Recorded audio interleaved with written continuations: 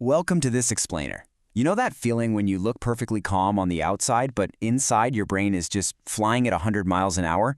It's kind of like a duck, right? Gliding perfectly peacefully on the top of the water, but paddling furiously underneath? Well, if that sounds familiar, you are in the exact right place. Today, we're going to dive straight into the hidden psychology behind this fascinating paradox and unpack the architecture of the controlled mind using the latest psychological insights. Have people ever told you how incredibly chill you are? You know, they say things like, wow, nothing ever bothers you, or you're always so relaxed. What they don't realize is they are completely unaware of the reality. We're looking at that exact scenario today, where you appear completely unbothered, maybe even a little bored. Yet internally, your mind is racing with a million what-ifs. You definitely aren't zoning out. Actually, scratch that. You are highly tuned in. There's a massive disconnect happening here. Let's look at what they see versus what's actually going on. To the outside world, you appear perfectly relaxed, unemotional, or even bored. People look at that calm exterior and they just assume you're distant, emotionally numb, or that you simply don't care. But psychology reveals what's really happening: a racing mind. You're analyzing every single detail of the room, replaying past conversations, predicting the future. What's actually going on is a highly advanced, brilliantly regulated mind hard at work. Let's get right into Section 1, the power of cognitive inhibition, or the science of stopping. So what is cognitive inhibition? Essentially, it's the ability to stop an automatic emotional reaction and choose a deliberate response instead.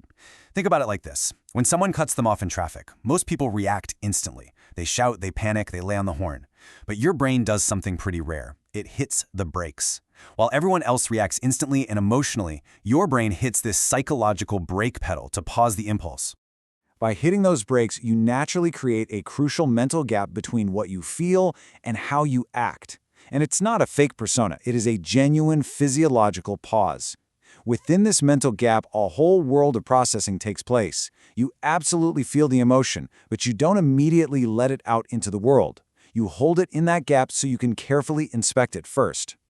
Now that mental gap, it doesn't just happen by accident. It's directly linked to high executive control, which is the brain system responsible for self-regulation, planning, and restraint. Having high executive control means your intelligent mind is literally zooming out to evaluate the consequences of your actions and formulate the absolute perfect response. So while it looks to everyone else like you're just sitting there doing nothing, your brain is actually executing high-level strategic planning. Moving along to Section 2, intellectualizing your deep emotions. We can call this the emotional puzzle. Highly intelligent individuals often navigate their internal world through what psychology calls cognitive distancing. This is basically the process of using logic to manage an emotional experience rather than letting it totally overwhelm you.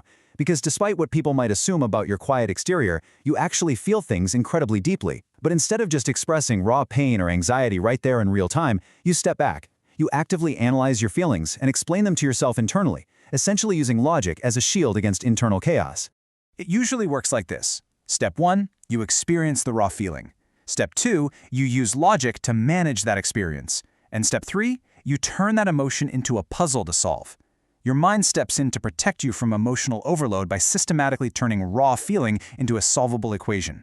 This internal mechanism protects you from being overwhelmed, even though, ironically enough, it can sometimes make you seem emotionally distant to folks who just don't understand how your mind works. Next up is Section 3, predicting for mental safety, or the brain's need for control. So why is your mind actually racing so fast behind that calm face? Well, it's because your brain has a profound need for control. To maintain a sense of safety, your overthinking brain is constantly trying to stay one step ahead of everything. It does this by rapidly imagining different outcomes, replaying various possibilities, and preparing for exactly what might happen next. The psychological truth here is pretty simple. If your brain feels it can predict a situation, it feels it can handle it. While you look completely unbothered on the outside, internally, you're engaged in some seriously complex cognitive processing. You're seeing patterns, spotting contradictions, and making rapid connections all at the exact same time. You might even catch yourself ruminating, replaying a slightly awkward conversation from 3 years ago over and over again. But you aren't doing this to torture yourself. Your brain uses this rumination to deeply understand a situation. Your internal emotional world is incredibly rich and vivid. You just choose to process it internally and quietly. Finally, we arrive at Section 4, the anchor in the storm. Let's talk about your hidden superpower. This is what we call cognitive control under stress. When emotions run high, chaos breaks out, and literally everyone else is panicking, you naturally detach and look at things logically. This detachment is a massive sign of a highly self-regulated individual. It proves you can successfully separate your feelings from your behavior. You totally allow yourself to feel the stress, but you absolutely refuse to let that stress dictate your actions. Unfortunately, we live in a society that is incredibly used to loud, dramatic reactions. And because of this, your quiet restraint is often completely misunderstood. Silence is mistaken for weakness. Calm is mistaken for coldness. But psychology confirms this restraint isn't a deficit at all. No way.